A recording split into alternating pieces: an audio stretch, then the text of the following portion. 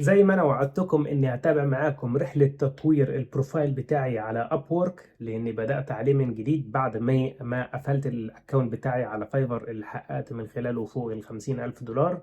وبدأت من الصفر في 2024 على موقع ابورك. ما كنتش بتعامل على موقع ابورك قبل كده، كان اغلب شغلي على فايفر.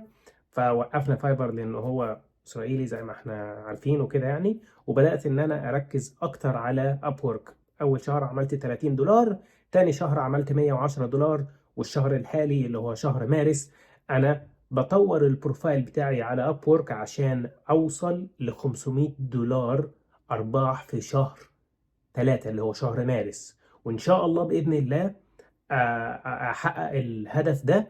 والشهر اللي بعديه اللي هو شهر 4 ان شاء الله حاطط الجول لنفسي اني احقق قولوا معايا $1000. تمام.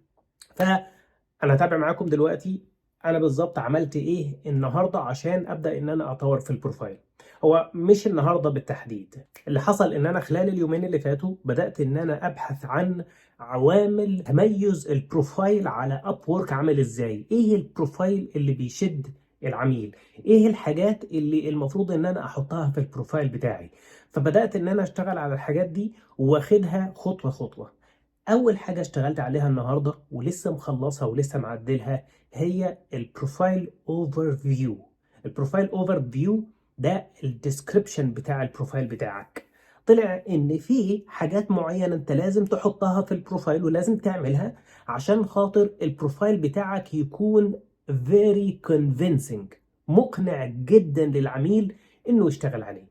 من ضمن الحاجات اللي اتعلمتها، ودي حاجة أنا عرفتها امبارح وطبقتها النهاردة، هي إن أول سطرين في البروفايل أوفر فيو هم أهم سطرين، هم دول الهوك أو الخطاف اللي بيشد العميل. عارفين السنارة اللي بتشد العميل ليك إنه يقرر يكمل قراءة باقي البروفايل أوفر فيو بتاعك ولا ما يكملش. دي نقطة مهمة جدا. من ضمن الحاجات اللي انت محتاج تركز عليها في اول نقطتين، انا هوريكم كل حاجه، انا هتابع معاكم كل حاجه.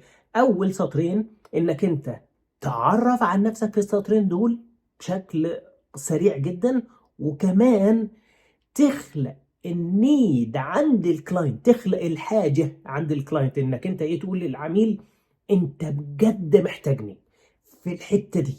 تمام. فده اللي انا اشتغلت عليه بما اني حد بقالي 8 سنين بعمل فيديوهات والسوشيال ميديا انفلونسر بقى زي ما بيقولوا والكلام ده كله. فانا اشتغلت على الحته دي. تعالوا سوا نشوف انا كتبت ايه في البروفايل اوفر فيو ده، وبعدين نحكي مع بعض ازاي انت ممكن تطبق التكنيك ده في المجال اللي انت عايز تشتغل فيه. يلا بينا. بصوا يا شباب، كده انا اول سطرين عندي اللي هم دول ماشي، يعني اللي هم يعتبروا دول بس هم اول سطرين، وهيبدأ ان هو ايه يكملوا كده يعني. ماشي. فانا اول حاجة عملتها ان انا خلقت النيد عند الكاستمر. اول حاجة العنوان بتاعي هو influencer and content creator، وبعدها سوشيال ميديا برو، سوشيال ميديا بروفيشنال، حد متخصص في السوشيال ميديا. ده العنوان او التايتل اللي انا اديته لنفسي في الشغلانه دي. تمام. او البروفايل بتاعي. وبعدين رحت قلت له ايه بقى؟ unlock your brand's potential. يعني حاول انك انت ايه تفتح افاق البراند بتاعك.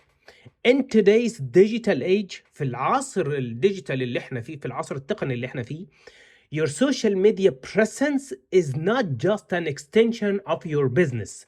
السوشيال ميديا بتاعت قنوات السوشيال ميديا بتاعت البيزنس بتاعتك مش حاجة فرعية من البيزنس.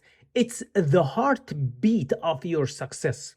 دي قلب النجاح او مصدر النجاح بتاع السكسس بتاعك السوشيال ميديا. تمام.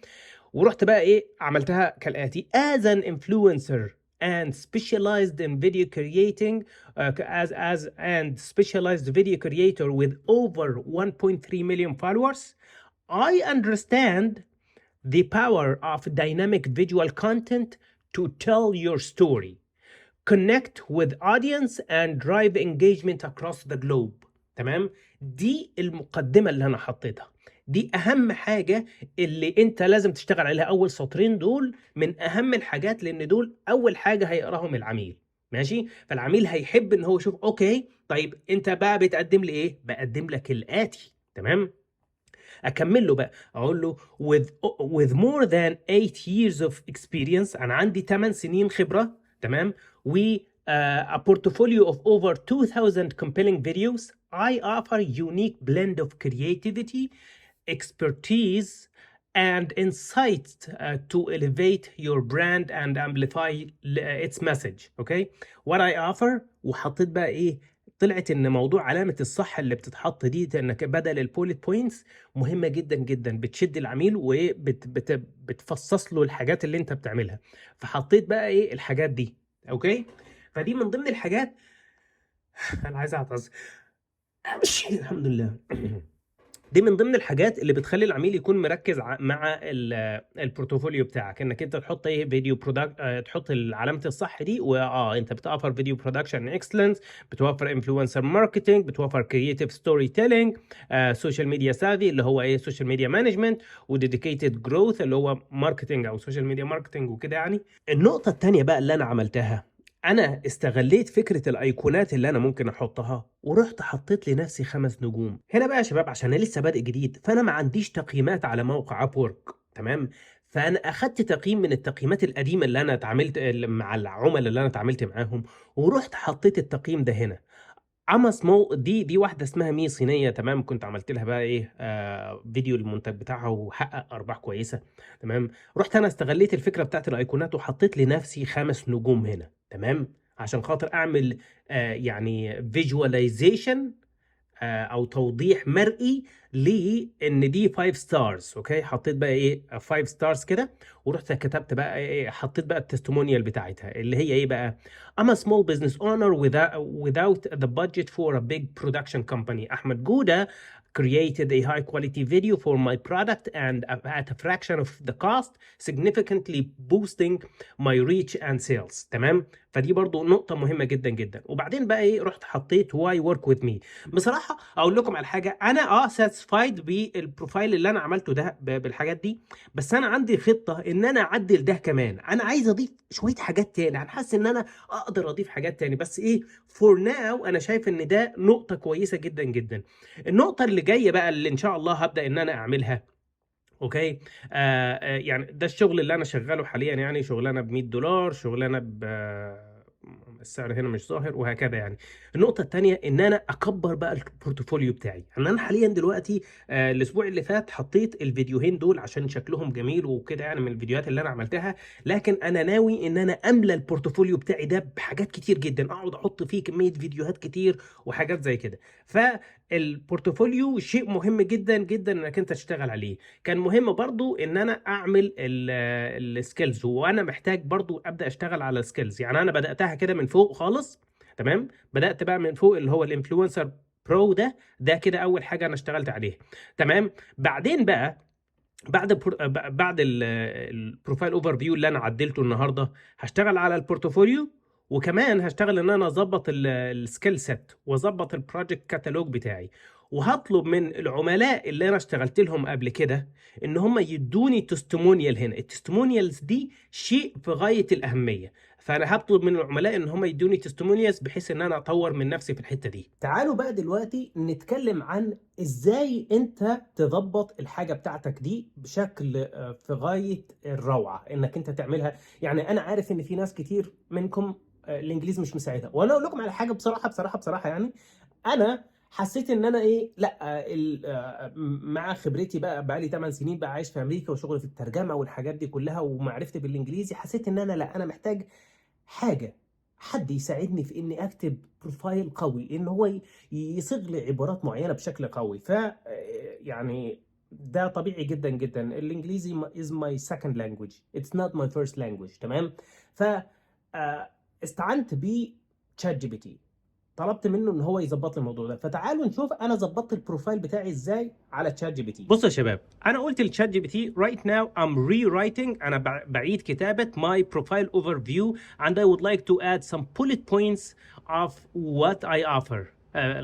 فور اكزامبل، رحت قلت له بقى ايه، قلت له فور اكزامبل فيديو برودكشن، انفلونسر ماركتنج، سوشيال ميديا مانجمنت، سوشيال ميديا كونتنت كريشن اتسترا. تمام. هير از ماي اولد بروفايل اوفر فيو. ده الاولد بروفايل اوفر فيو. رحت بقى ايه اديته الاولد بروفايل اوفر فيو اللي انتوا شايفينه ده كله، ورحت طلبت منه ان هو يكتب لي بقى ايه حاجه بشكل قوي جدا جدا. فهو بدأ ان هو ايه يكتبها لي. تمام. وبعد ما كتبها لي رحت قلت له ايه، قلت له اوكي ماشي، بس could you please add this testimonial to it. فرحت بقى ايه قلت له حط لي بقى التستمونيال ده عشان خاطر انا ما عنديش تقييمات على البروفايل. فراح حط لي بقى ايه التستمونيال هنا تحت. وبعدين قلت له ايه اوكي ماشي تمام، بس انا محتاجك بقى ايه تحط لي هوك. فرحت قلت له ايه could you please add a hook to it at the beginning. حط لي hook at the beginning. وقلت له بقى ايه that makes the potential clients feel the need for my service. تمام. حط لي هوك اللي يخلي العميل المحتمل يحس انه محتاج الخدمات اللي انا بقدمها. تمام. فراح قلت له، ورحت اديته مثال، قلت له something like بين قوسين your social media presence is your gate to business success. ماشي. فراح بقى ايه حط لي الهوك الجامد ده اللي هو ايه unlock your brand's potential in today's digital age with your social media presence is not just an extension for your business, it's the heartbeat of your success. فدي كده يا شباب الطريقة اللي انت تقدر تتواصل بيها مع تشات جي بي تي، هات وخد معاه لحد ما توصل للفورمولا او التصميم القوي جدا جدا جدا للبروفايل بتاعك على ابورك. دي اول مرحله من مراحل تطوير البروفايل بتاعي، عشان خاطر العملاء لما يجوا يخشوا ويقروا البروفايل يحسوا ان ده جامد جدا، ده حلو، طب تعالى بقى احنا عايزين ايه نشتغل معاك وهكذا.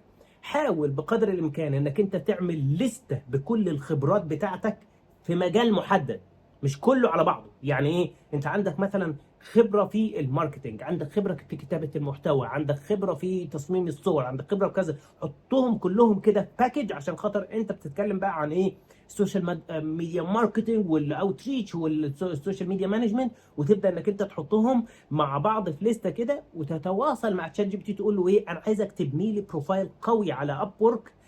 او مثلا ايه تروح تطلب من يعني ده اللي انا عملته برضه مع تشات جي بي تي، قلت له ايه act as، تخيل أنك an expert freelancer at Upwork. I need your help to write me a very compelling profile overview. وتروح تقول له ايه، تقول له my experience is 1 2 3 4، تحط له ترص له بقى كل الاكسبيرينسز بتاعتك. فياخد هو الاكسبيرينسز بتاعتك وياخد بقى ايه، وهو بقى ايه he's acting او بيتخيل ان هو an experienced Upwork freelancer، يبدأ ان هو يكتب لك بروفايل قوي جدا جدا جدا. هتابع معاكم الخطوة الجاية بتاعة بورتفوليو والحاجات دي، ان هي نقطة في غاية الأهمية. شكرا ليكم، ولو الفيديو عجبك يا ريت ما تبخلش عليا بلايك، لأن اللايك ده هيعرف الفيديو الناس أكتر ويفرحنا أنا وكده يعني. بس سلام عليكم.